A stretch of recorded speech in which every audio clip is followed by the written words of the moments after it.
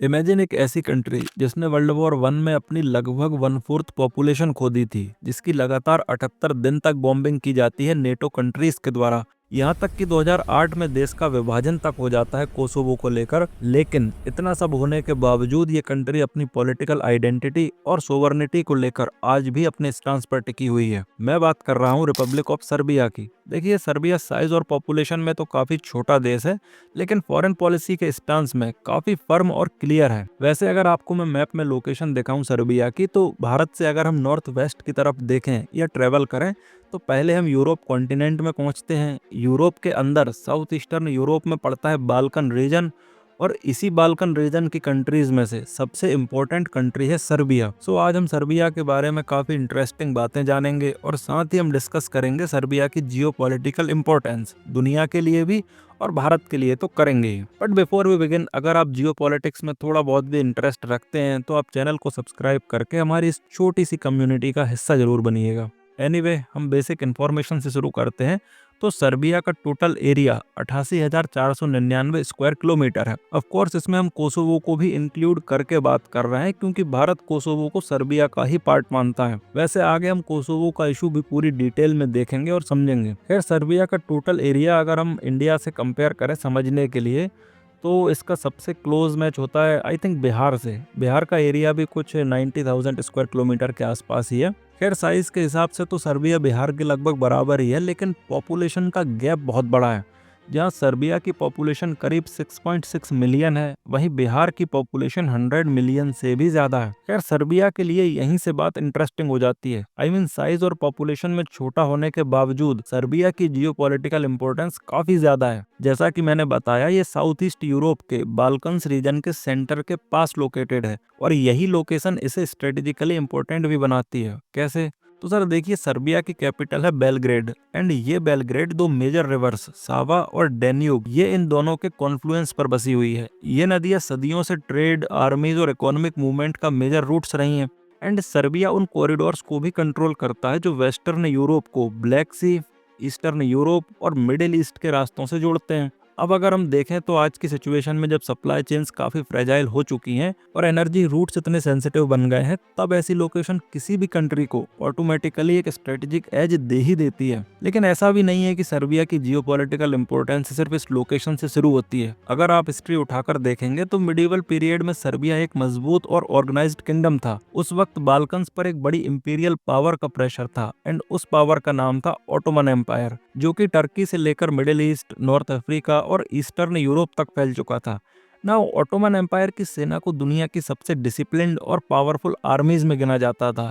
इसी एम्पायर के खिलाफ सर्बिया जैसे किंगडम्स खड़े होते हैं, एंड इसका सबसे सिंबॉलिक मूवमेंट आता है 1389 में, बैटल ऑफ कोसोवो। वैसे इस बैटल को सर्बियन ट्रेडिशन में फील्ड ऑफ ब्लैक बर्ड्स भी कहते हैं। अब इस बैटल में सर्बियन फोर्सेस ने ऑटोमन आर्मी का सामना किया। हालांकि रिजल्ट किसी की भी क्लियर विक्ट्री नहीं था। आई मीन, रिजल्ट इनकंक्लूसिव था, दोनों ही तरफ भारी नुकसान हुआ, लेकिन इसने सर्बिया के लिए एक गहरा इमोशनल और कल्चरल मीनिंग बना दिया।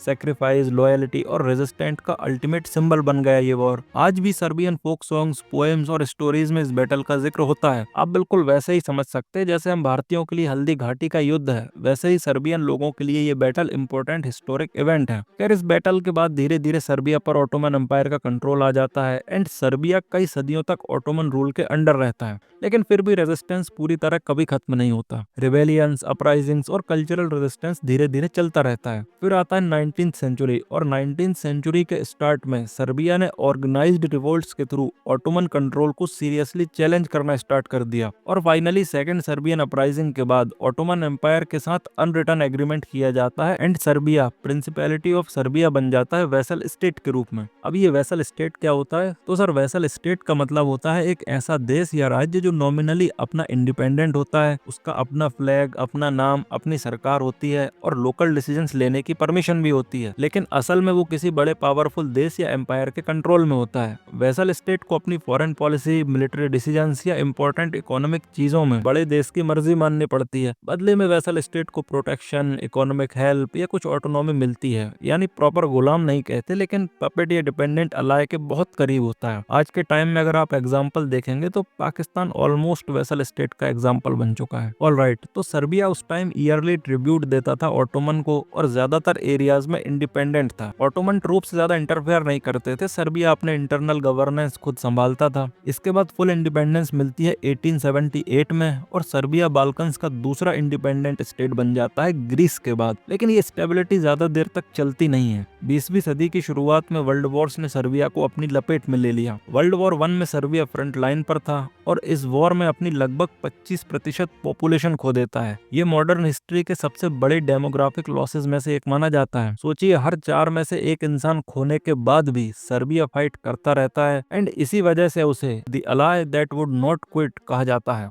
सर्बिया की ब्रेवरी और इम्पोर्टेंस को हम इस बात से भी समझ सकते हैं कि जर्मन एम्परर विल्हेम II ने यहाँ तक कह दिया था कि it is a shame that this small nation is not my ally, यानी बहुत अफसोस की बात है कि ये छोटा सा देश मेरा अलाय नहीं है। इस मैसिव सेक्रीफाइस के बाद सर्बिया ने यूगोस्लाविया के फॉर्मेशन में लीड रोल प्ले किया, एक ऐसा स्टेट जो डिफरेंट एथनिक और रिलीजियस ग्रुप्स को साथ लेकर बना। अब ये जो वर्ड है ना यूगोस्लाविया, इस वर्ड का मतलब होता है साउथ स्लाव्स का देश। सो अलग अलग एथनिक और रिलीजियस ग्रुप्स को एक साथ मिलाकर बनता है किंगडम ऑफ यूगोस्लाविया। इस यूगोस्लाविया के सबसे पावरफुल और पॉपुलर लीडर बनते हैं जोसेफ ब्रोज टिटो। टिटो ने यूगोस्लाविया को एक मल्टी एथनिक फेडरेशन के रूप में चलाया, जहां अलग अलग धर्म, कल्चर और लैंग्वेज के लोग एक पॉलिटिकल सिस्टम के अंदर रहते थे। अब ये जो टिटो साहब थे ना, ये सिर्फ अपने देश के लिए ही नहीं बल्कि दुनिया के लिए भी एक इम्पोर्टेंट लीडर थे। ऐसा मैं इसलिए कह रहा हूँ क्योंकि कोल्ड वॉर के दौरान जब दुनिया दो कैंप्स में बट चुकी थी, एक तरफ यूएस और वेस्ट था, दूसरी तरफ सोवियत यूनियन और कम्युनिज्म था, तब टिटो ने भारत के पीएम जवाहरलाल नेहरू और इजिप्ट के गमाल अब्दुल नासिर के साथ मिलकर नॉन अलाइंड मूवमेंट को को-फाउंड किया और 1961 में बेलग्रेड में ही नॉन अलाइंड मूवमेंट का पहला मेजर समिट भी हुआ था। यहीं से इंडिया और सर्बिया, जो उस टाइम यूगोस्लाविया का पार्ट था, इन दोनों ही कंट्रीज के डीप डिप्लोमेटिक और आइडियोलॉजिकल टाइज शुरू होते हैं। दोनों का एक ही आइडिया था, ना हमें किसी का पपेट बनना है और ना ही अपनी सोवरेनिटी बेचना है। अब टिटो के टाइम यूगोस्लाविया ईस्ट और वेस्ट के बीच एक ब्रिज बन गया था, तो टूरिज्म बढ़ता है, फॉरेन इन्वेस्टमेंट भी आती है, ओवरऑल इकोनॉमी स्टेबल रहती है और दुनिया यूगोस्लाविया को एक सक्सेसफुल एक्सपेरिमेंट के रूप में देखने लगती है, जहाँ डिफरेंट एथनिक ग्रुप्स शांति के साथ रह सकते हैं। लेकिन जो फैक्टर यूगोस्लाविया को जोड़कर रखता था, वही फैक्टर बाद में उसे तोड़ने का कारण भी बना। Ethnicity. Slowly ethnic tensions build होती हैं। एथनिक टेंशंस मतलब अलग अलग लैंग्वेज, कल्चर और रिलीजन के लोग जब अपनी आइडेंटिटी को सबसे ऊपर रखने लगते हैं और नेशनल आइडेंटिटी से ज्यादा इंपॉर्टेंट मान लेते हैं अपने रिलीजियस एंड कल्चरल आइडेंटिटी। जिन वैल्यूज पर यूगोस्लाविया बना था, यूनिटी इन डाइवर्सिटी, वही वैल्यूज धीरे धीरे प्रेशर में आ गई और फिर जैसे ही कोल्ड वॉर खत्म हुआ, कोई स्ट्रॉन्ग लीडर नहीं बचा, वैसे ही यूगोस्लाविया के अंदर के एथनिक डिफरेंसेस बाहर आने लगते हैं। 1990s में ट्रेजेडी शुरू हुई। क्रोएशिया अलग होना चाहता था, बोस्निया अलग होना चाहता था और धीरे धीरे यूगोस्लाविया टूटने लगता है। और हम भारतीयों को बहुत अच्छे से पता है कि देश का विभाजन पीसफुली नहीं होता है। वैसे ही ये विभाजन भी पीसफुल नहीं था, इसमें भी वॉर्स हुई, एथनिक वायलेंस हुआ, मास किलिंग्स हुई और बाल्कन्स एक बार फिर से कॉन्फ्लिक्ट जोन बन जाता है। इसी दौरान कोसोवो का इशू भी बहुत सीरियस हो गया। वैसे कोसोवो पहले से ही यूगोस्लाविया का हिस्सा था और यूगोस्लाविया के अंदर सर्बिया का ऑटोनोमस प्रोविंस माना जाता था, मतलब अपनी असेंबली थी, अपने इंस्टीट्यूशंस थे और अपनी local power, but as a part of Serbia. Now Kosovo अलग देश की डिमांड इसलिए करता है क्योंकि वहाँ की मेजॉरिटी पॉपुलेशंस अल्बेनियन एथनिसिटी की है। वो अल्बेनियन लैंग्वेज बोलते हैं, कल्चर में बाल्कन्स के जो अल्बेनियन रीजन्स हैं उनसे जुड़े हुए हैं और अपनी आइडेंटिटी को सर्बियन आइडेंटिटी से अलग मानते हैं। कोसोवो साइड का कहना है कि हम लैंग्वेज और कल्चर में अलग हैं, यूगोस्लाविया के टाइम भी हमें ऑटोनॉमी मिली हुई थी, इसलिए हम अब सिर्फ ऑटोनॉमी नहीं बल्कि इंडिपेंडेंस चाहते हैं। इसलिए उनका कहना है कि हमारा अपना देश अलग होना चाहिए। वहीं सर्बिया का पर्सपेक्टिव बिल्कुल अलग है। सर्बिया के लिए कोसोवो उसके कॉन्स्टिट्यूशन के हिसाब से उसका ही हिस्सा है। वहाँ सर्बियन रिलीजियस और कल्चरल साइट्स भी हैं और फिर ये सोवरेनिटी के प्रिंसिपल का सवाल भी तो है। एंड सर्बिया का कहना ये भी है कि अगर एथनिक या कल्चरल बेसिस पर देश टूटने लगे तो हर कंट्री के अंदर 8 से नए देश बनने लगेंगे और ऐसे फिर दुनिया का पॉलिटिकल मैप कभी भी स्टेबल रहेगा ही नहीं, जो कि आई थिंक काफी हद तक सही बात भी है। खैर 1990s के एंड तक कोसोवो में वायलेंस बढ़ने लगा। सर्बियन फोर्सेस और अल्बेनियन ग्रुप्स के बीच क्लैशेस हुए। इसी कॉन्फ्लिक्ट के चलते 1999 में नेटो ने सर्बिया पर 78 दिन तक बॉम्बिंग की, वो भी बिना यूएन सिक्योरिटी काउंसिल के क्लियर अप्रूवल के।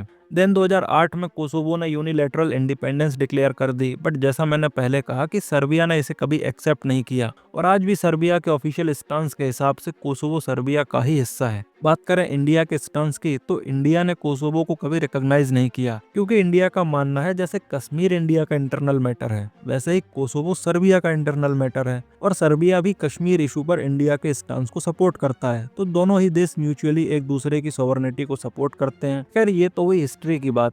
अब देखते हैं आज के टाइम में सर्बिया ग्लोबली इतना रिलेवेंट क्यों है। तो देखिए, आज के टाइम सर्बिया का रोल काफी इंटरेस्टिंग हो जाता है। ये यूएस, चाइना, रशिया और यूरोपियन जैसी बड़ी पावर्स के बीच एक मल्टी वेक्टर डिप्लोमेसी चला रहा है। फिर बात करते हैं एनर्जी की, तो सर्बिया की ज्यादातर नेचुरल गैस रशिया से आती है तुर्क स्ट्रीम पाइपलाइन के थ्रू। यूक्रेन वॉर के बाद जब यूरोप ने रशिया पर सैंक्शंस लगा दिए थे, तब भी सर्बिया ने रशिया के खिलाफ वेस्टर्न सैंक्शंस ज्वाइन नहीं किए थे, क्योंकि सर्बिया का लॉजिक बिल्कुल क्लियर है, एनर्जी पर पॉलिटिक्स नहीं चला सकते। अगर गैस बंद हुई तो इकोनॉमी को हैवी नुकसान फेस करना होगा। इसीलिए 2026 तक भी सर्बिया ने रशिया से एनर्जी लेना कंटिन्यू रखा है, चाहे वेस्ट को पसंद आए या ना आए। यही उसकी स्ट्रेटेजिक ऑटोनॉमी है। लेकिन अब चैलेंजेस काफी ज्यादा बढ़ रहे हैं, क्योंकि यूरोपियन यूनियन का प्लान है रशियन गैस इंपोर्ट्स को फेज आउट करना। पहले शॉर्ट टर्म कॉन्ट्रैक्ट्स के लिए जून 2026 से होगा और लॉन्ग टर्म के लिए 2028 से। अब अगर ऐसा होता है तो ये डायरेक्टली तुर्क स्ट्रीम रूट को अफेक्ट कर सकता है। वहीं ऑयल साइड पर तो यूएस ने 2025 में सर्बिया की स्टेट ऑयल कंपनी एनआईएस पर सैंक्शंस लगा भी दिए थे, जिससे रिफाइनरी ऑपरेशंस रुक गए थे, क्रूड सप्लाईज बंद हो गई थी, यहाँ तक कि रिफाइनरी शटडाउन होने की सिचुएशन तक आ गई थी। हालांकि बाद में यूएस ने वेवर दे दिया था, बट किसी एक कंट्री पर डिपेंडेंट होने के अपने नुकसान तो कभी ना कभी फेस करने ही पड़ते हैं। और इंटरेस्टिंग बात यह है कि सर्बिया सिर्फ रशिया पर भी डिपेंडेंट नहीं रहना चाहता है, इसलिए वो फ्यूचर के लिए ग्रीन एनर्जी और क्रिटिकल मिनरल्स पर भी फोकस कर रहा है। और यहीं आता है जदार वैली का लिथियम प्रोजेक्ट।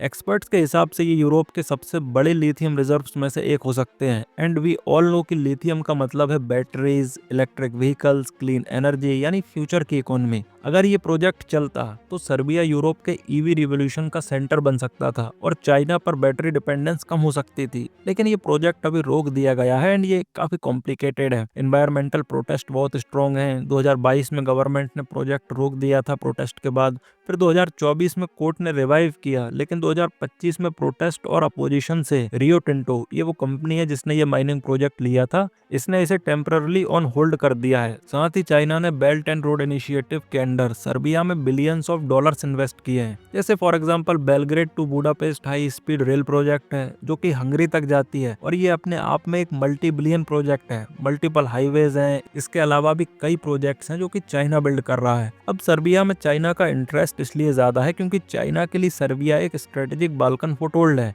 क्योंकि ये यूरोपियन यूनियन के दरवाजे पर है, जिससे चाइना यूरोप में अपना इन्फ्लुएंस बढ़ा सकता है, ट्रेड रूट से सिक्योर कर सकता है और वेस्टर्न डोमिनेंस को चैलेंज भी कर सकता है। हालांकि कुछ एनालिस्ट इसे डेट ट्रैप डिप्लोमेसी कहते हैं, क्योंकि सर्बिया जैसे डेवलपिंग कंट्रीज को हाई इंटरेस्ट लोन देने से उनकी डिपेंडेंसी बढ़ जाती है, जैसा कि हमने श्रीलंका के केस में देखा था। लेकिन सर्बिया के नजरिए से अगर आप लोग देखें तो ये उसके लिए मॉडर्नाइजेशन का सिंबल है, क्योंकि ये देश को फास्ट ट्रैक डेवलपमेंट देता है, टेक्नोलॉजी ट्रांसफर करता है कम शर्तों के साथ। रशिया के साथ तो सर्बिया के कल्चरल और रिलीजियस टाइज बहुत गहरे हैं। दोनों ही कंट्रीज ऑर्थोडॉक्स क्रिश्चियनिटी शेयर करते हैं और स्लाविक आइडेंटिटी यानी लैंग्वेज, हिस्ट्री और ट्रेडिशंस के थ्रू एक भाईचारा भी फील करते हैं, जो कि वर्ल्ड वॉर 2 और कोल्ड वॉर से और भी ज्यादा स्ट्रेंथन हुआ है। नाउ यहाँ ध्यान देने वाली बात यह है कि रशिया कोसोवो की यूएन मेंबरशिप को ब्लॉक करता है यूएन सिक्योरिटी काउंसिल में अपनी वीटो पावर यूज करके, और सर्बिया को आर्म्स भी सप्लाई करता है, जैसे S-400 मिसाइल सिस्टम्स पर बात चल रही है। इसके अलावा फाइटर जेट्स हुए और मिलिट्री ट्रेनिंग, जो सर्बिया की डिफेंस कैपेबिलिटीज तो बढ़ाती ही हैं, लेकिन साथ ही कोसोवो टेंशंस में अपर हैंड भी देती हैं। इसलिए सर्बिया के लिए रशिया बहुत इंपॉर्टेंट है।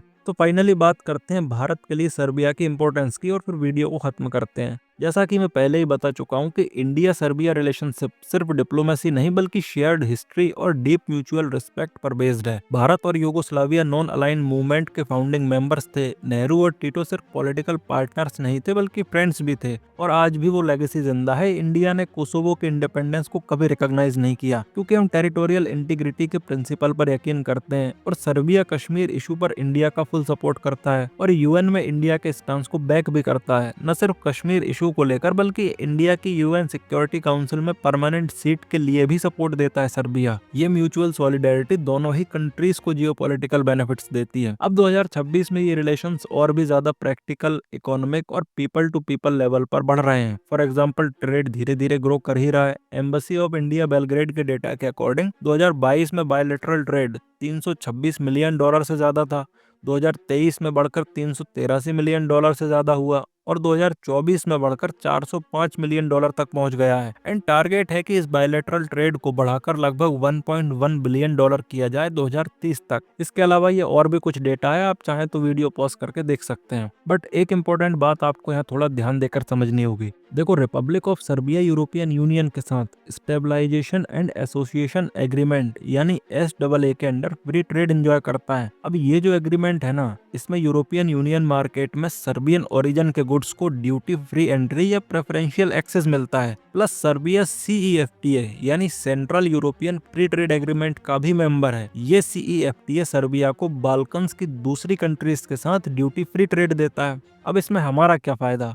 तो देखो, इसमें इंडियन कंपनीज को यह फायदा होगा कि अगर इंडियन कंपनी सर्बिया में मैन्युफैक्चरिंग करती है, जैसे जॉइंट वेंचर्स वगैरह के थ्रू, तो उनके प्रोडक्ट्स यूरोपियन यूनियन के 450 मिलियन से ज्यादा कंज्यूमर्स तक ड्यूटी फ्री पहुंच सकते हैं बिना फुल यूरोपियन यूनियन टैरिफ्स के। ये इंडिया के मेक इन इंडिया और एक्सपोर्ट डाइवर्सिफिकेशन के लिए परफेक्ट भी है, क्योंकि Serbia European Union accession candidate है और बाल्कन गेटवे बन सकता है यूरोप में लो कॉस्ट प्रोडक्शन के लिए। इसके अलावा डिफेंस कॉर्पोरेशन भी ग्रो कर रहा है। 2023 में एग्रीमेंट्स ने जॉइंट मैन्युफैक्चरिंग और टेक ट्रांसफर का रास्ता खोला, जैसे डिफेंस इक्विपमेंट प्रोडक्शन में कोलैबोरेशन। हाई लेवल विजिट्स ने भी मोमेंटम दिया है। 2023 में प्रेसिडेंट द्रौपदी मुर्मू की सर्बिया विजिट किसी इंडियन हेड ऑफ स्टेट की पहली ऑफिशियल विजिट थी। दिसंबर 2024 में बेलग्रेड में global partnership on artificial intelligence summit हुआ, जहां इंडिया ने AI पार्टनरशिप चेयर सर्बिया को हैंडओवर किया। कल्चरल लेवल पर भी एंगेजमेंट बढ़ रहा है। अब तो 16 सर्बियन सिटीज में international yoga day events organise होते हैं।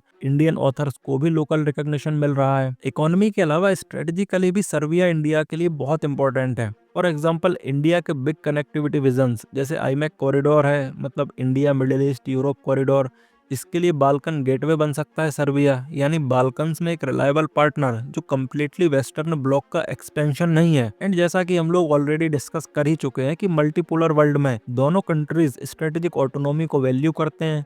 दोनों ही देश न किसी का पपेट बनना चाहते हैं और न किसी पर डिपेंडेंट रहना चाहते हैं। तो दोस्तों, आज हमने सर्बिया के बारे में काफ़ी कुछ सीखा, हिस्ट्री, पॉलिटिक्स, इकोनॉमी से लेकर इंडिया के साथ रिलेशंस तक। अब आप कमेंट्स में मुझे बताइए कि अगली वीडियो आप किस कंट्री पर चाहते हैं। मैं मिलूंगा आपसे अगली वीडियो में। For the time being this was all from my side. Thank you for watching. This is Harsh Gurjar signing off.